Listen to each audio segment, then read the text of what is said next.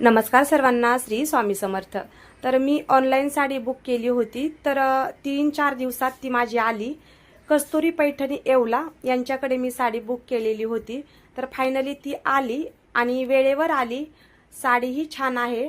तर आता तुम्ही पाहू शकता, तुम्हाला कशी वाटते ते। कपडा एकदम सॉफ्ट आहे, अगदी चापून चोपून बसण्यासारखा।